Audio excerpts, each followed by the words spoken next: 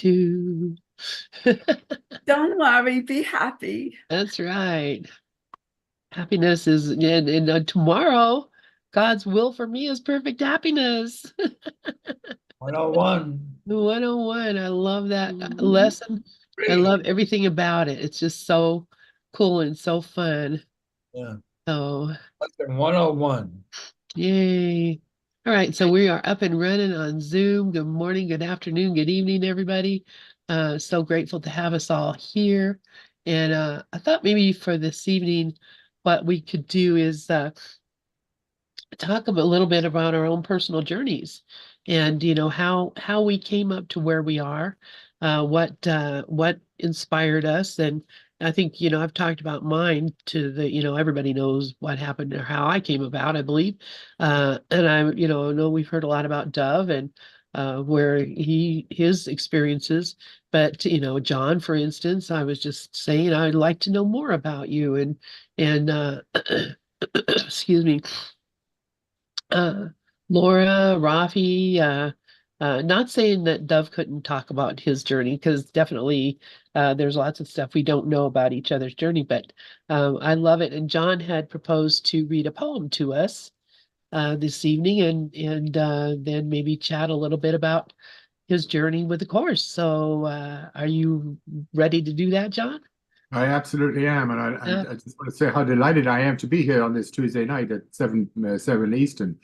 So I have a question for you guys, though. But I like this poem is called "Come In," and it's inspired by the eclipse of the sun, and it's also inspired by the song, and the song that we sing here, that we sing together about Course in Miracles or our journeys. So it is about singing and the sun. So, but I'd like you to figure out, if you would, who wrote this poem? Who wrote it? Think about it and see if who comes up with the right answer. It's a big prize for the winner. It's called "Come In." As I came to the edge of the woods, thrush music, hark! Now, if it was dusk outside, inside it was dark. Too dark in the woods for a bird, by sleight of wing, to better its perch for the night, though it still could sing. The last of the light of the sun had died in the west. Still lived one song more in the thrush's breast. Far in the pilloried dark, thrush music went on, almost like a call to come in to the dark and lament. But no, I was out for stars. I would not come in. I meant not even if asked, and I hadn't been. Who's the author?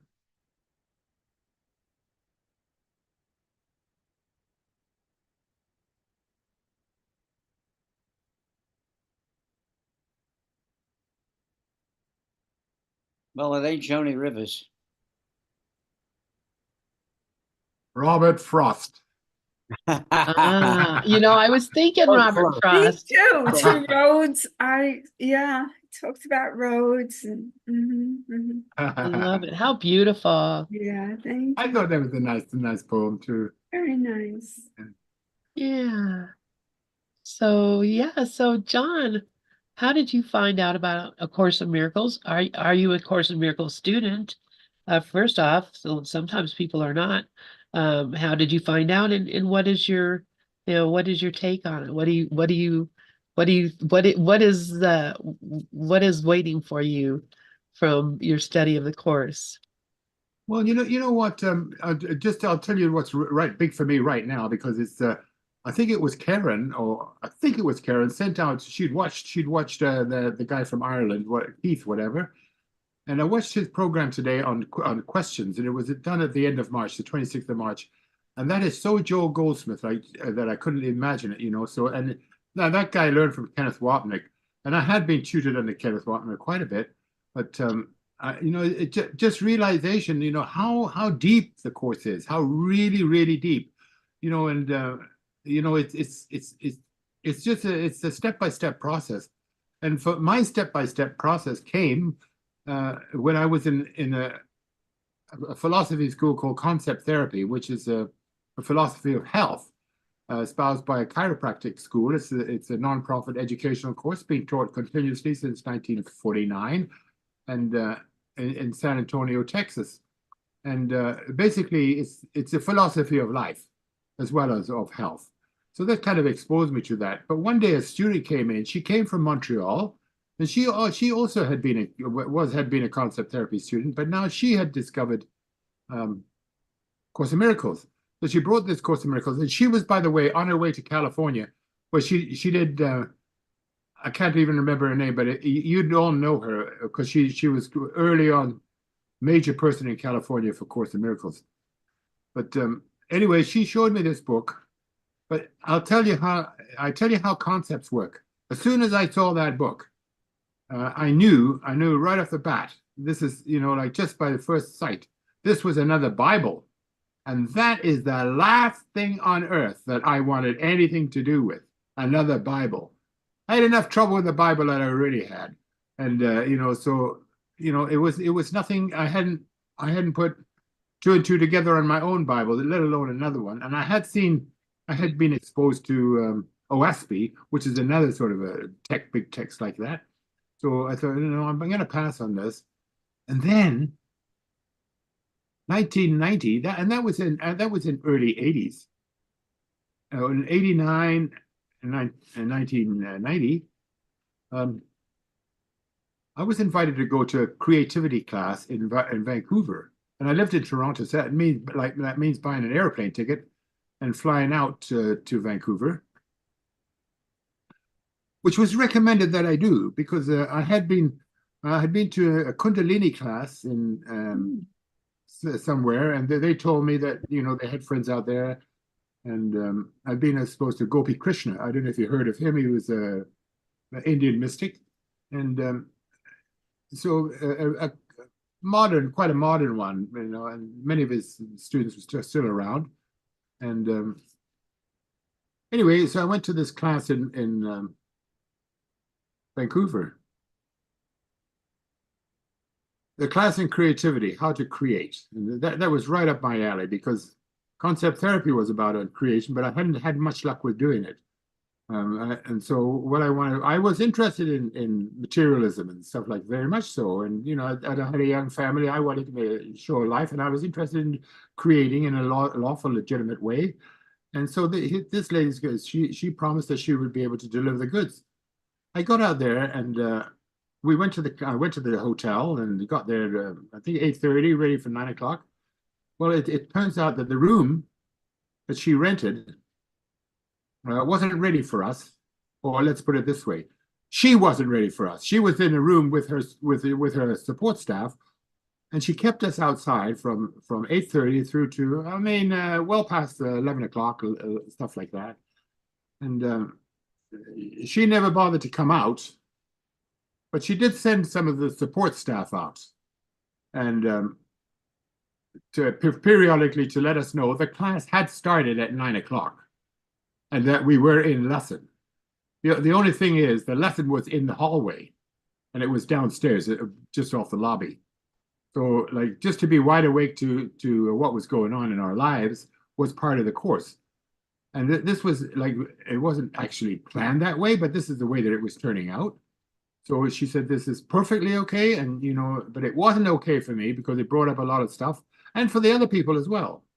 So, anyway, when I got inside and I met the lady, it turns out that her name was Sandy Levy, and she had been a student of A Course in Miracles for quite a while, and she was teaching Course in Miracles principles related to everyday living, and she, that introduction to that lady just radically changed my life, because she demonstrated to me how to live A Course in Miracles by doing it herself in her own life. And so that was basically my introduction to Course in Miracles right there. And then I had several classes with her in Course in Miracles later on, and she came to Toronto and wherever things. I could tell you many, many stories about the reliance on spirit that she had. and I mean total reliance, absolute, and it was beyond my capacity, maybe even still beyond my capacity to realize how a person could have that much trust in spirit and create the way that she did. So that, and she had been through a lot of other things. She'd been through the S programs in New York. She was a teacher, and she'd gone personal development now with the Course in Miracles, and she's been doing that ever since. And periodically, I touch bases with her. Maybe you've heard of Sandy Levy. She used to teach, make presentations at the class, but I've never ever yet met be profoundly impacted by a person living, other than maybe Ken Watnick. And mind you, he's not really a person for me to judge, but just to say from my own experiences. So that was my exposure to Course in Miracles. And so then I would just maybe just take on piece by piece, class by class, bit by bit, you know, do the text. And then she spawned a teacher in Vancouver, and his name was Dwayne O'Kane, and he founded the Clear Mind Institute, and he was a psychologist, and so he had trained in, and he put together some very profound courses in personal development, utilizing the models that he'd been introduced to, wholly based on A Course in Miracles, but utilizing family system theories and stuff like that to help people get through. And those were powerful personal development classes, which I got involved with. And the teacher would share those lessons by video from there to Toronto. So we had a group in Toronto, and that was with a guy called Paul Gutschmidt. And then he ran a group in Toronto for many, many years, or let's say many, many years, up until about maybe, I don't know, 6 or 7 years ago, 8 years ago. And then he moved to Holland, where he's running them now. And he teaches in Europe, and he teaches the same classes. And he goes, last year, he had a class, we went to Course in Miracles group in Greece and gave a presentation. Long story short, he's traveling to Greece now, doing these same programs. So I assisted him with those programs. And basically, it is all highlighted. Stuff like we had last night with Amy, where you take, although she's like, you take the workbook, like, and just the titles, you know, like say on lesson 26, you know, like let me remember what my purpose is. Let me remember what my goal is God. Let me remember there is no sin, or any of these ones, which you know that applied to the correction of our forgiveness process, because we do have to have that, you know, like just to remember the truth. Forgive, you know, the forgiveness story and my made-up story, and remember the truth. And so we did that 5-step process, and I think people have been exposed to it, because Sandy taught that her process was a 3-step process. She taught it to the guy who lives with in Costa Rica now, and then he goes down with John Monday now and again, and that's the same process, because she taught him. So basically, Sandy Levy is my introduction to the course. But I took several classes with Ken in upstate New York at that really nice lake place, and you know, they're profound. And when he came to Toronto for lectures, and it just to sit in you know, it's like, oh, like pearls dripping off that man's tongue as I would sit there, you know. It's totally, you know. And so I mean, I've been exposed to it, but you know, it's a question of living this stuff, and you know, that's been a step-by-step process for me, which I'm still going on, because basically I'm gotta, you know, like own, you know, that my own philosophy that I love the most, concept therapy, is a step-by-step process, and it doesn't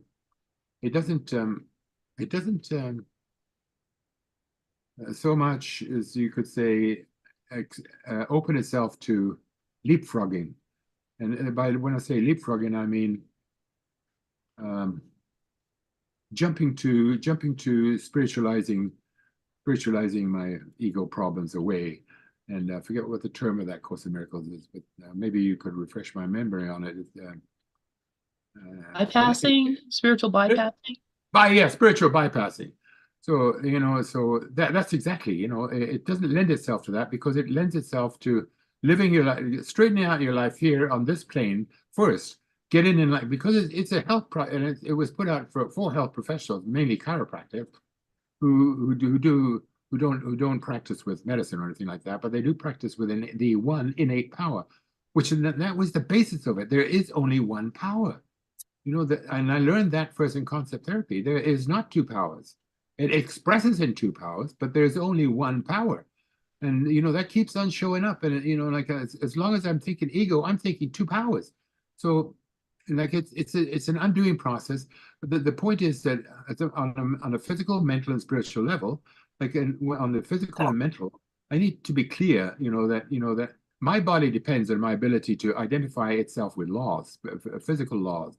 I got to eat right, drink right, sleep right, exercise right, and like not abuse my body. And there's laws that govern them. There's only four laws: eating, resting, and sanitation is the last one. Keeping self clean inside and outside. Very simple laws, and it's not dietary laws, but it does give some guidance on that. Like what a natural diet would look like, and so on and so forth. And then those are the mental laws, and those are the emotionals, and they are the polarities: love and hate, and faith, and the things that we're exposed to. Like anger and all those things that we read last night on the course. Like we have to deal with those. So then, once that is dealt with, then that, or to a high degree, at any rate, take a look at the higher path, the upper path. So basically, it's a really step-by-step process, and it takes it took me way more than 2 years to.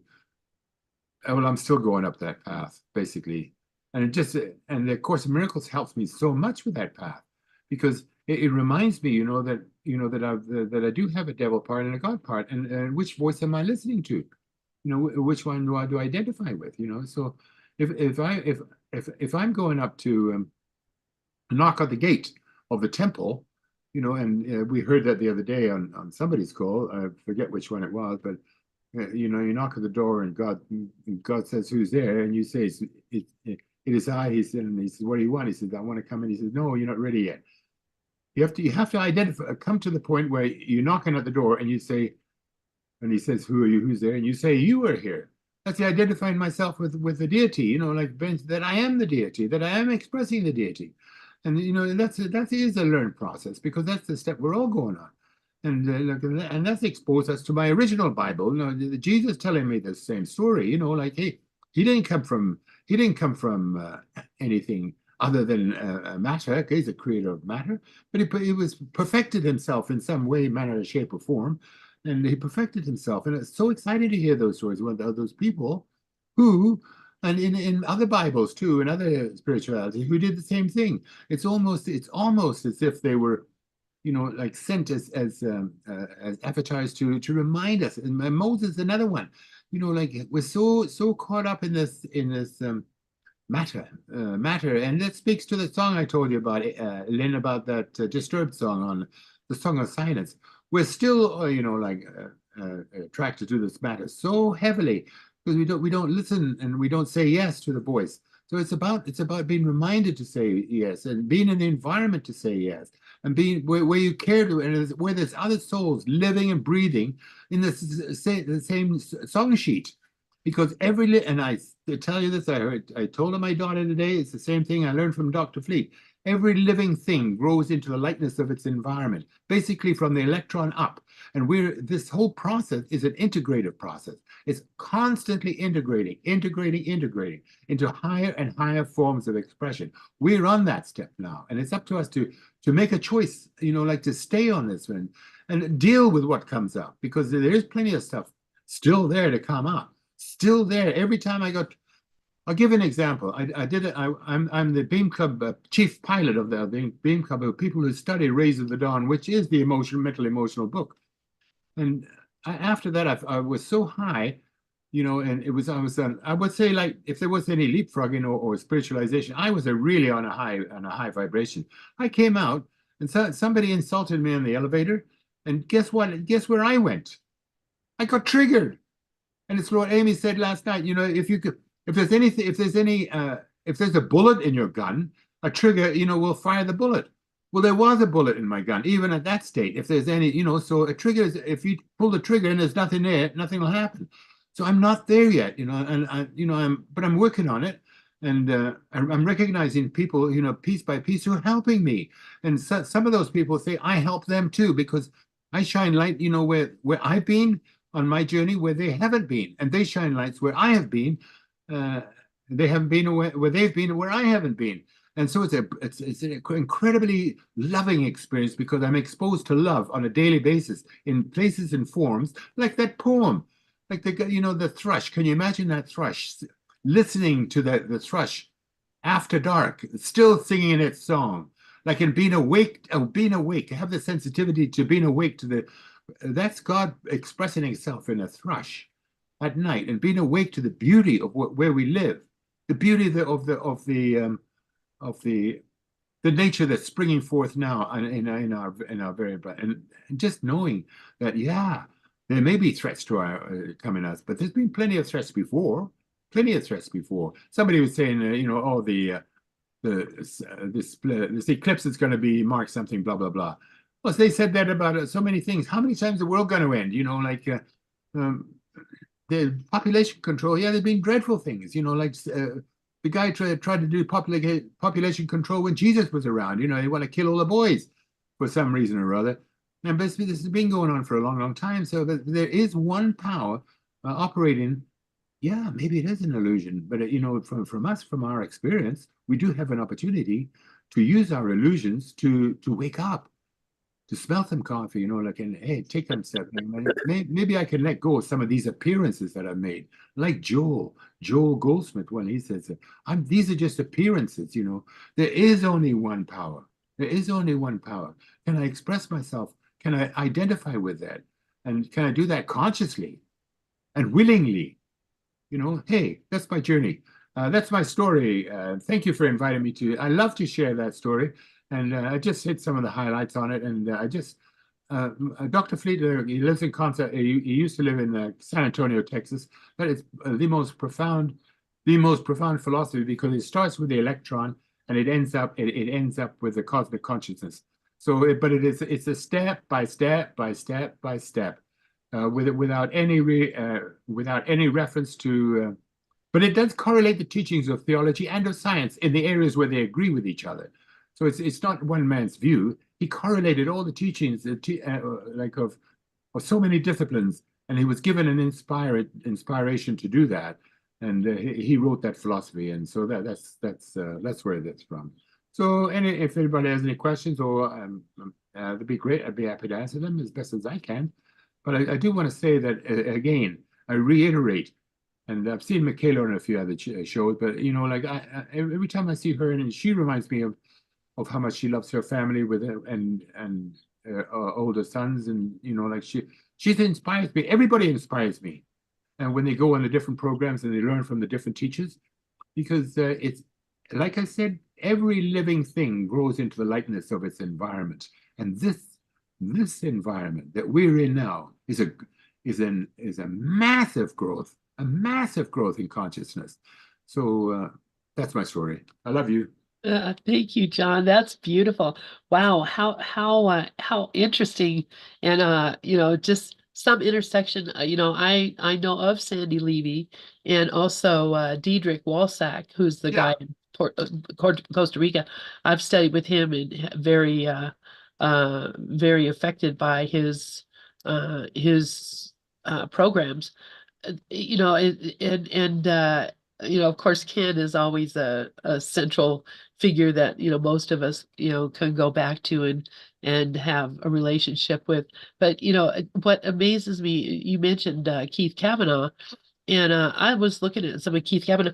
He has thousands of people who follow him, who, you know, probably listen to thousands. Think about this, thousands of people thinking about, you know, what A Course in Miracles is talking about. You know, it just seems so incredible to me because, you know, when I first started the course, it seemed like I didn't know anybody who knew anything about it. And, you know, I didn't realize, I mean, it really is like, It's all things for all people. I love it. So thank you, John. Dove has his hand up and McKaylee also. So go ahead, Dove. Okay, yeah, I'd like to first say, John, thank you so much for that story. You certainly covered everything, all the bases for sure. And you mentioned two things. At the very beginning, you were looking at at Keith Kavanaugh's sharing, which I just as you started, I put that up on the board on the chat.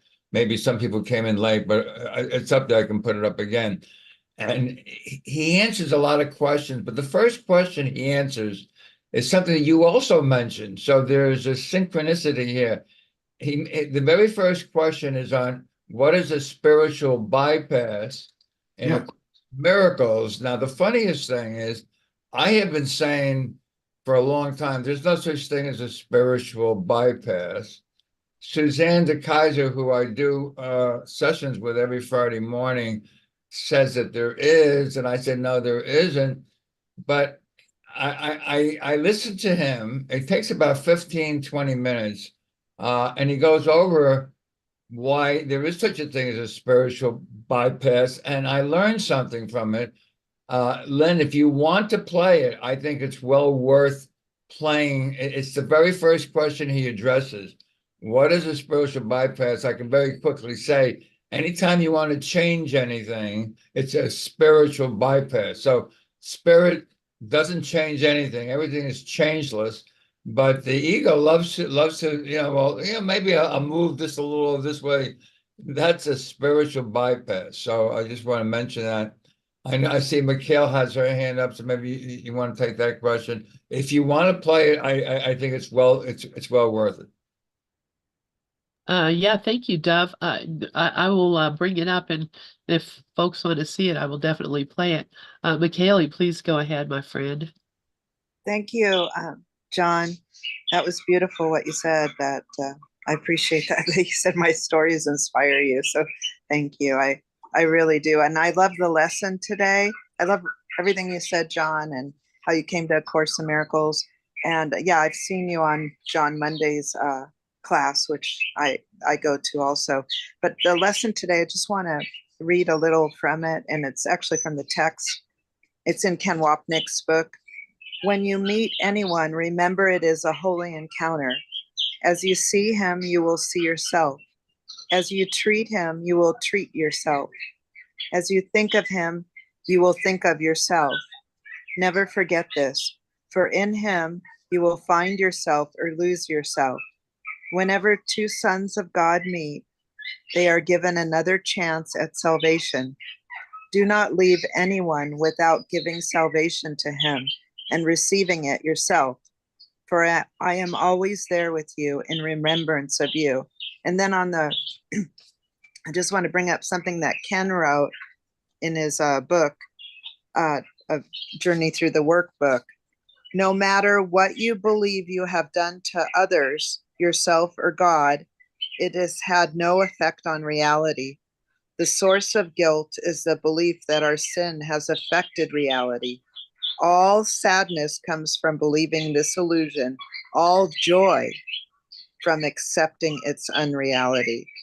And I just thought that was beautiful. I just wanted to share that. So thank you. Thank you, John. Thank you, Lynn. Thank you, Deb. Thank you, Rafi. Thank you. And Brooklyn, I think you're here too. Thank you. yeah. Lynn, I just want to backtrack to what you said about you made a comment really based about Keith in Ireland there, and that kind of relates to my experience with Ken Wapnick, because Keith studied Ken Wapnick through videotapes and audio tapes and stuff like that. And like he really paid attention, and when you speak to he has 1,000 people, that's testament to his investment in studying the material and in inculcating it in his consciousness. Now I have not done that, but every time I went to Ken Wapnick's classes, I loaded up with a set of this and a set of that and a set of this and a set of that, and I've very seldom, I've never paid most of them are still unheard in my thing. I've never had the opportunity. I have had, I have had plenty to deal with in my life. Of my, I would say, like looking after, my wife who's had bipolar all her life, and and other stuff like that. I never had the chance to devote myself as much as I had. So I would, but that's not an excuse. I did what I could do and what I was capable of doing at the time.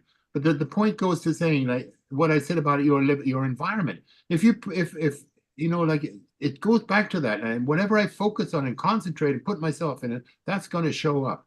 So basically, yeah, we may look at ourselves. Yeah, we've been going this for 20 years. We don't have no 1,000 people, but so what? Like that guy is he's demonstrating, like what's showing what we need to do, and he just listening to his stuff. He's got this down pat, and he's living it, like similar to my friend Sandy Levy, because she's not perfect either, but she has a class. She decides to go to Sweden to live for a few years. She's got enough money to get a ticket there, and the next thing is there's schools there, and there's philosophers there, there's big teachers there, and then she just gets fed up there, or she's inspired to do things, and she follows a direction. And so that's the thrilling part of it. Anyway, so I kind of Thank you for that, John. And it's interesting. I don't want to have 6,000 people. I don't want to have 1,000 people. I want to have 10 people, which is who is here right now. And I don't think I can handle having loads of people sending me questions and I don't think I can handle it. In fact, I know I couldn't. Well, I could if the Holy Spirit. That's what I told the Holy Spirit. If you want me to do anything, just make sure you give me the energy and the ability to do it, because I'm not that energetic myself. In fact, I'm kind of lazy. So, I like to have the Holy Spirit just guide me and show me what to do, because otherwise, I might, I don't know what. But anyway, I'm happy the way it is. But I'm happy for Keith too, and because that's all these people, whatever they're getting out of it, whether they're really understanding what he's talking about, or at whatever level they're at, it is nourishment for the soul. And that's what we want to do is nourish the souls, and the well-nourished soul is going to have a greater impact on everything around them, because we're not hungry dogs of war. So I love that. Sharon, please go ahead, and then McKaylee, and then Dove.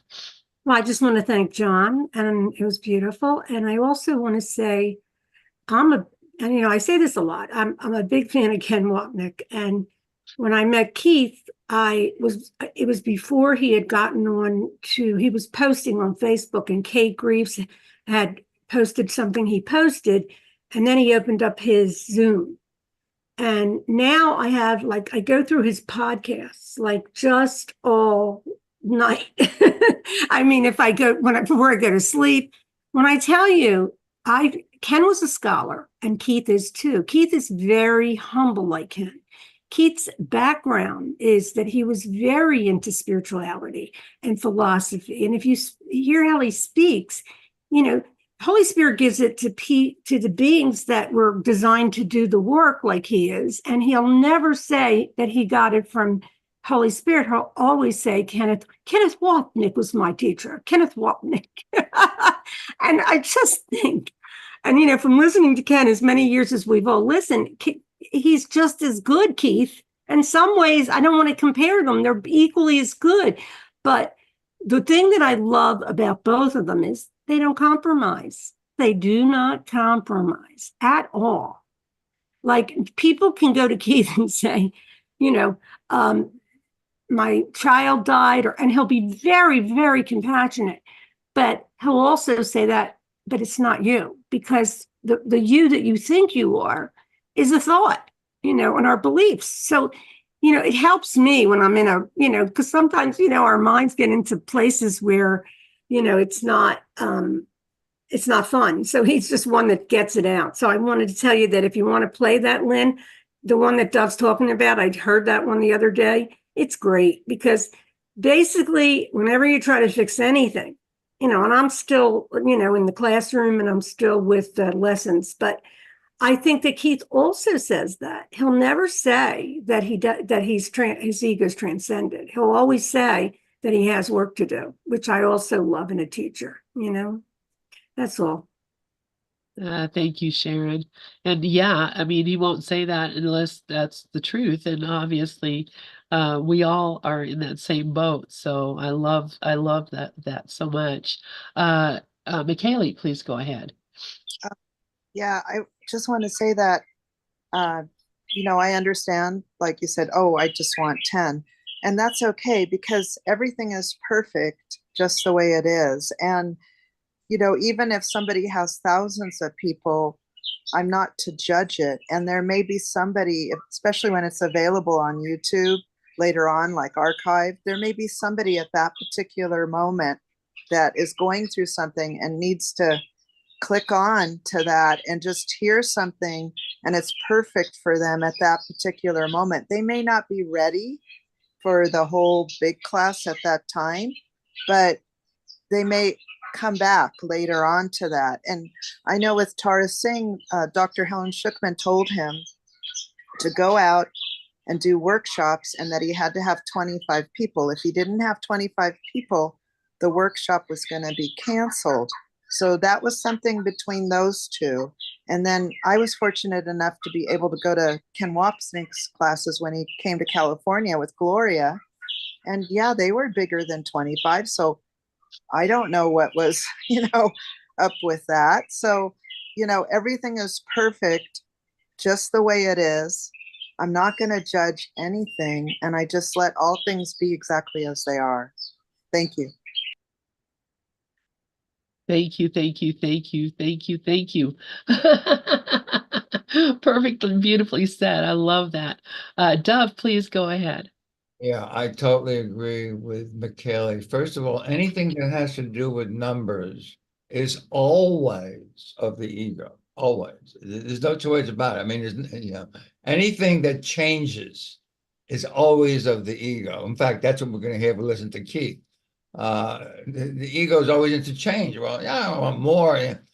The reason I raised my hand, Len, is that we have like 10 or 12, but our content, not form, our content is completely different. We're into equality, unity, union. Everyone here is a teacher. If you look at the other classes you talk about, and I love Keith too, but Keith is the only teacher there. He doesn't say, "Hey, I want 3 of you to come up and teach next Sunday." He doesn't do that. Here, everyone is an equal, whole, complete, perfect teacher of God. So, of course, you only need a dozen. Of course. Thank you, Dove. Yeah, because that's Amen to you, Dove. That is true. we're here to teach equality and to learn equality and to know equality. And yeah, I love to look at a teacher. I love to look at Ken. Ken, I honestly felt like Ken he knew that we were the same. Ken didn't stand up there and, lord over us anything, or he was sincerely just trying to express the teachings of A Course in Miracles to people that he loved dearly, because you could tell he loved you when you were there with him. That was something that was palpable, and just wanting these people he loved to join him in this place, and that's all we wanted to do too, was to join him. And I went to a couple of his different workshops, and yeah,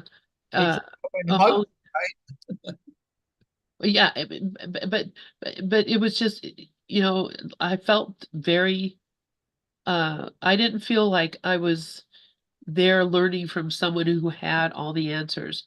I felt like I was there to find the answers that were in me. That's how I felt. And so that was that was how Ken was different to me. Brooklyn, please go ahead. Namaste, mighty companions. Yeah, I just love this. Thank you for your story, John. Yeah, I love you. I love you, and it's good to hear where you come from. Your story. About okay, I got so much running in my head. Well, Okay, Deep breath. Marion Williamson. She hit on the head. We all have our assignments. I'm glad I don't have her assignments. I don't know what anything, she's being squashed between the people who call her woo-woo and the other people who say, why are you fighting for this world, But I don't know what anything is for, and she's in the right place. Spiritual bypassing. I do believe that, yeah, yeah, I'm angry, but I'm too spiritual to be angry, like stuff like that. Or what do you mean there's no mystery? That happened between me and a teacher. But when I first met Lenny, you were the first teacher that, well, not really, besides John, like John I've been with forever. I met John Monday when I finished the last lesson of A Course in Miracles. So, but not too many people would talk generally about their feelings. And that attracted me so much to you. We have feelings no matter how spiritual we are. We have feelings. And I'm fortunate to write poetry about that and to share them with my mighty companions, and yeah, I'm just so grateful for this group. I really am. And thank you. Me too. Me too. So much gratitude for all of you because yes, every one of you has opened up your heart in ways that, maybe in another group you wouldn't feel comfortable doing because, you might be judged. Here's like no judgment allowed. We're just here to join and to know that, if you're feeling it, I'm feeling it too. If you're experiencing, I'm experiencing it too. We are one mind here together in this one place, and that's what I'm all about. So I'm really happy that you guys have decided to join us here. I love it. Rafi, please go ahead, and then John is after you. One of the dangers, and ego is so cute about this, is to start to compare. Am I further along on the path than he is or she is? How am I doing? And that's a death trap. Okay, that's so typical ego. You're right away, you're in your ego mind, and all the quiet that you've been associated with or that you were able to access all of a sudden disappears because you put up this shield of how am I doing compared to them? Am I further along? And ego loves all of that stuff, and it's a trap. And I've seen people get into it, and all of a sudden they're in a beautiful place of acceptance and peace, and they get into something like that, and they're right away into pride, and pride is a killer. And so that's something that I keep watch out and catch it every time because every once in a while it does come up. But unfortunately, that I'm aware enough that I do catch it. But it's so typically egoic. Yeah, and it's really hard not to judge yourself in that situation.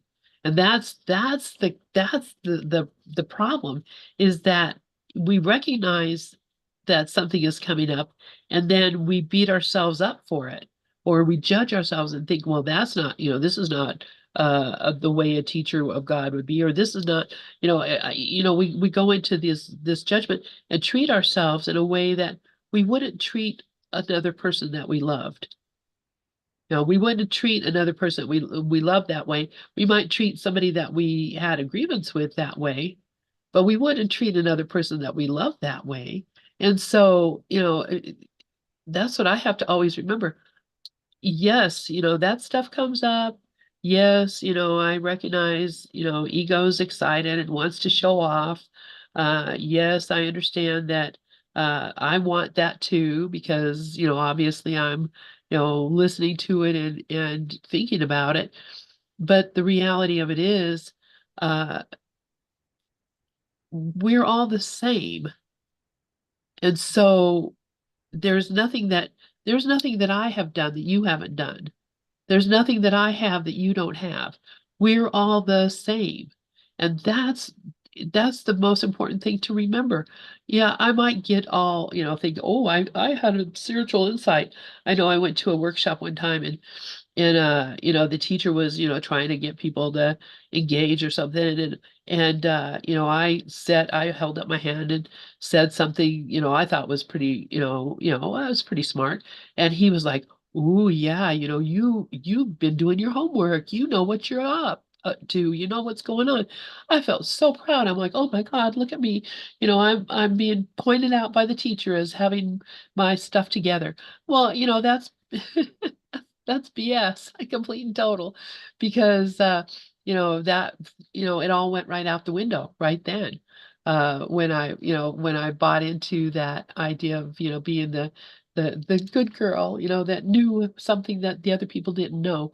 Uh, but you have to keep your eye out, and then when you see it, uh, not uh berate yourself for it or judge yourself for it, but just look at it and laugh. Oh my gosh, I almost fell into that trap again. Oh my gosh, look at that, how easy that was for me to get caught up in that thought.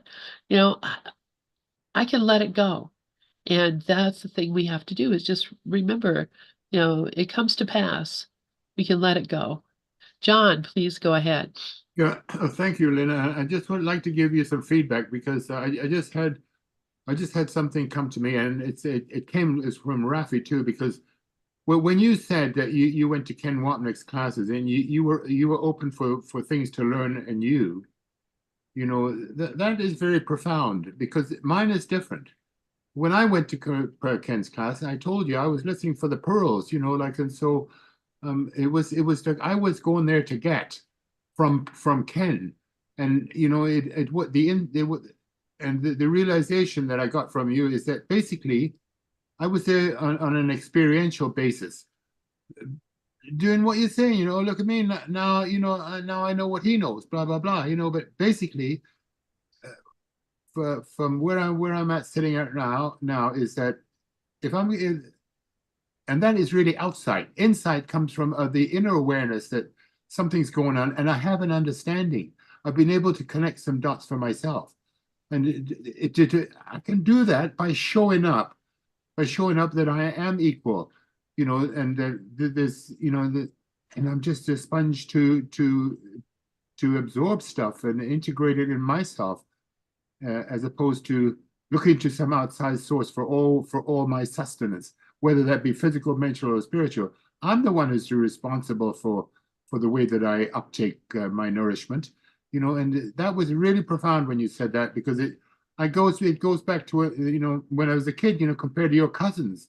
Look what they're doing, and they're doing this, and your uncles and that they did this and that and this and that, and what the hell are you showing up with? You big bag of shit, basically.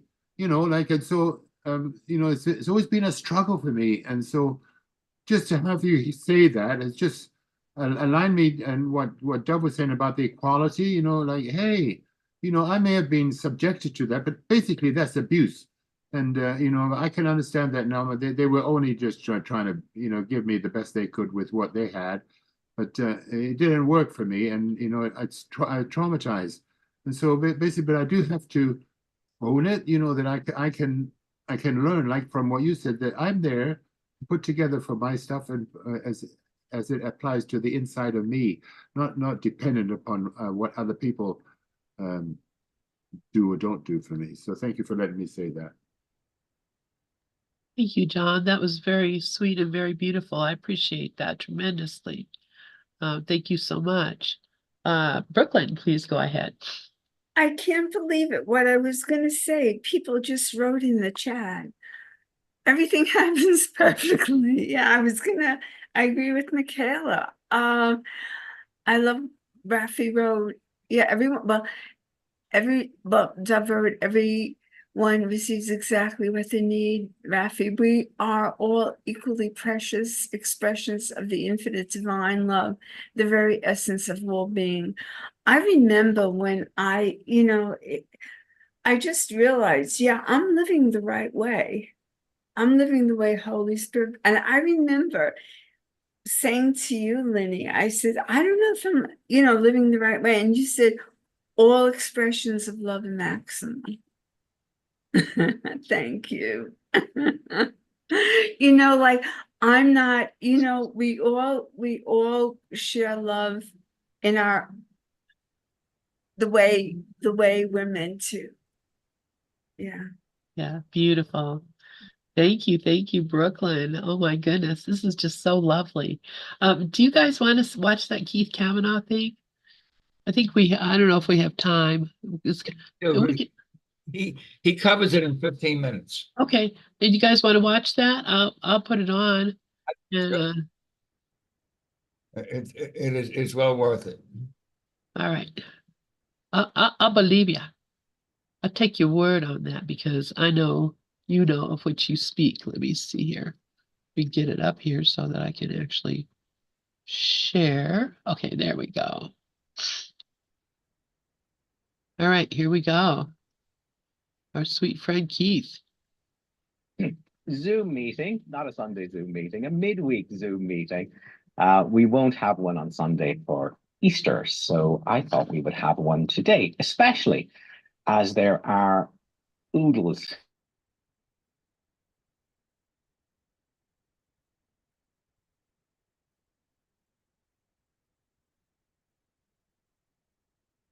The sound is off. Podcast. Okay. You can find out more about our meetings, the online community, the Facebook group, and paid private mentoring with myself, all on the website, which is www.acimwithkeith.com. All right, let's have a look at these questions. Can you hear? Okay, yes. This one's from Nancy. Dear Keith, I watched one of your videos yesterday about spiritual bypassing. Now, let's just take a quick inventory check of what spiritual bypassing is. Spiritual bypassing is not being present for what's actually happening and coming up. It's interesting because when you will often hear people from other paths saying that A Course in Miracles is spiritual bypassing. Now, A Course in Miracles is not spiritual bypassing. However, the way an awful lot of course students practice A Course in Miracles is spiritual bypassing. And spiritual bypassing is trying to fight the darkness, trying to get rid of the darkness. Let me be without my feelings. Let me be without the emotions. Let me be without this awfulness. How do I fix it? How do I use forgiveness to get rid of it, to push it down, to push it away? And A Course in Miracles is not about that. And I'm sure we'll be going into that in some detail with the questions today. It's about being present and allowing emotions to be seen without blaming them on the world. It is the ego's guilt that's coming up to be forgiven, to be seen, not to be fought against, to be seen without stories, to be looked at by non-judgmental awareness. And that's how we bring the darkness to the light. And the light will take care of the darkness in its own way, in its own time. We're not in charge of that as an ego. Okay. A health challenge recently sparked my desire to look deeper into the cause, the feeling behind the symptoms. That's it, Is that as much as you? I think he comes back to it like 5 or 10 minutes later, but But basically, he did say the whole thing as far as I'm concerned.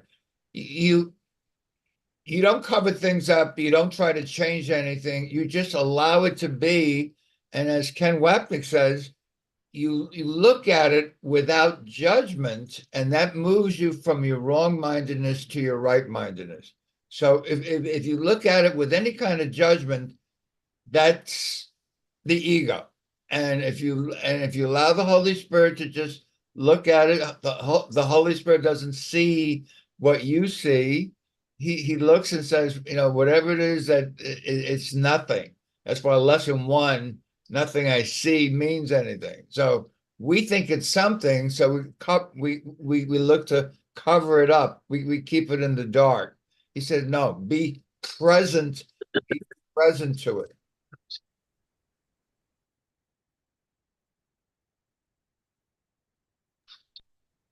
Yeah, that's the whole point, is that Yeah.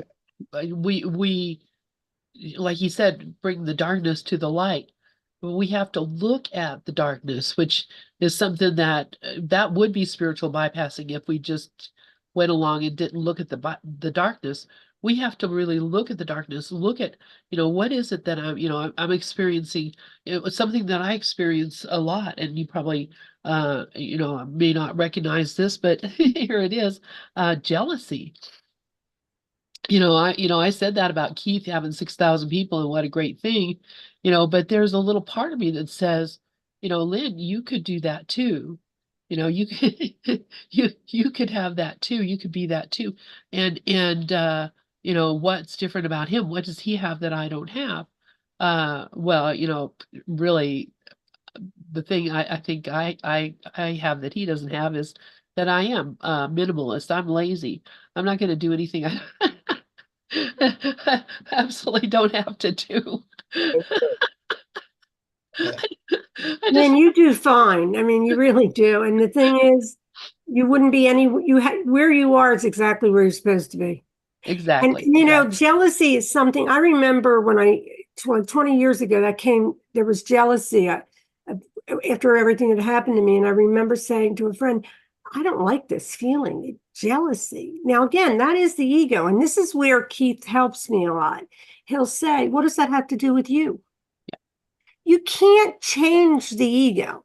The jealousy fell away as the right mind started to move forward, but we all have the voice of jealousy. We all have the same stuff. So and if you were supposed to have a big group, you would have, but to me, it looks like a lot of work. Yeah, that's why I couldn't do more work than I Well, do he's like in his already. 40s, I think. He's like Yeah. a young guy. Yeah, Well, plus he's got people who help him out too, quite a bit, I think. Like I see. Whatever it is, this will happen very quickly for him. I don't know. It just happened. But here's the thing. Does it mean anything? No. No, not to me, it doesn't. No, but it doesn't mean anything in the long run anyway. But what we do have is gratitude for everyone that is, you're a great teacher, Lynn. I mean, every one of us has something to bring, and we are playing our part. So exactly. Yeah. So, but it's always kind of being in the background. That's how I kind of feel like, I'm always kind of in the background, pushing other people or trying to, help other people up or whatever. And, I'm happy there. That makes me happy. that makes me happy too. I love that, Lynn, because I'm the same. I try to get everybody to, because the thing is, Keith is you, and so is Ken. That's true. That's true. There's no specialness here. Yeah, I wanted to say those two words, I'm a minimalist and I'm lazy. It's the same thing for me. I'm a minimalist and I'm lazy. Yeah, me too. Sat down with John Monday over a glass of wine. I think we're at one of the conferences. Maybe it could have been Vegas. I don't remember. But so we're talking about. He has like a dozen books that I have one book and I didn't even write it. So he said to me over a glass of wine, why don't you write another book? And do you know what my answer was? I'm lazy. I'm lazy. All of that. He Yeah. looked at me. I am too. I love to just relax. Minimalist. I really am. And I also borrow one thing from your neighbor in Colorado, Dr. Brent Haskell. We all know why Brent didn't finish the second half of The Other Voice. It was played right here in this room. It doesn't mean anything, literally. I mean, That's what I said, yeah. it doesn't mean, I mean, what, you're gonna write more books for what? For who? Yeah, Yeah. right. I agree with that too. And that's why Lazy because it doesn't mean anything. yeah, if I really felt compelled to write a book, I would definitely write a book. I could write a book. I'm a good writer, but I don't feel interested at all in doing that. I Yeah, started, I you are a tried. great writer. I have to say, you are a great writer. Like I've read your blogs. Yeah. But it's motivating. Like I'm an artist and I have work here, but I just don't want a name for myself anymore. I'm done. Yeah, I'm happy. I'm Brooklyn, please go serious. ahead. Oh, I step back and let him lead the way, so I'm not calling myself lazy. Of course, I'm doing thy will. Oh, I love that. Yeah, I love it too. And Boy, is that the truth? The laziness comes from the ego. yeah, Thank Exactly. you. yeah. Some Love things that. And stop I me loved your from doing poem, right. by the way, this week that we got. Very beautiful, yes. Rafi, please go ahead. Okay. When I got up this morning, I said, thank goodness I'm going to have a really easy day. I got nothing to do. I'm having people over for dinner tonight, and I'll do that. And I run to the store and pick up a couple of things. But I was releasing and releasing and releasing and releasing and releasing. I released so much negative energy that I had so much energy that I found myself doing 79,000 things today, none of which I had intended to do. And all of them got done well. But it's like not me, but the Father that worketh through me. But all of this energy got released because the energy that we use to hold down feelings or suppress things or not look at stuff, all of that stuff got released. So all of the natural energy that we are, it just came to the surface. And I found myself, well, I can go this, I can do this tomorrow. I don't have to do this till Friday. It's all done. And I looked at it and I said, how did that happen? Beats the hell out of me. Yeah, But that's it all that too. energy, I had all of this energy, and I was upbeat now, and stuff would come up, anger would come up, I'd let the anger go. Fear would come up, I'd let the fear go. And the more I let go, the more energy was there, the happier I was. Interacting with people became such a pleasure. And and it's so natural. It's so natural. What's unnatural is suppressing feelings or not liking them and then trying to skirt them. Not going to happen. They're going to be there anyway, and then you wind up feeling lousy, and you wonder why. Exactly, exactly.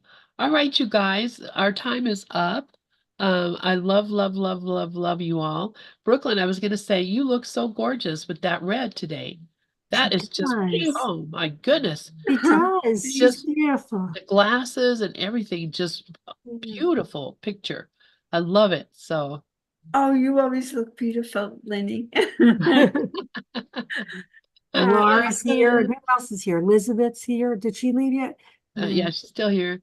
And All right. Well, I'm going to go. Bye, all right, everyone. you guys, I love you Bye-bye. all. Big Thank you, thank you, hugs. thank you. Big hugs. See you all Thursday. Need do nothing.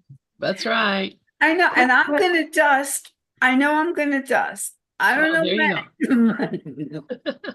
I have a quick question. I had to go run an errand. I got in late, so I only just tuned in. But that Keith Kavanaugh segment, I heard something really powerful in there that's clicking for me. Is there a way we can either get that sent out or play that again on another? Right there. I've just posted it here in the chat, the link for it. Yeah, I'm in a really deep transformation, and that just really clued in something from the course about the world and the body is causeless. I love it. What's that? Elizabeth, I think your email is what? Spirit light Spirit at light. mail.com. I'll send it right now.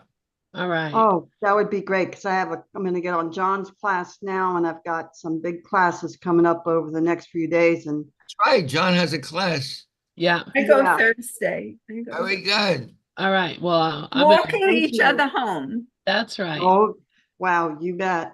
Thank you. Love you guys. night. I love us. Good You as night. well. I love us too. Good night. Good Love night. all your hard work too, Lynn. I Oh, mean, thank you. just getting Well, on the very computer much these appreciated. days is enough for me. Yeah.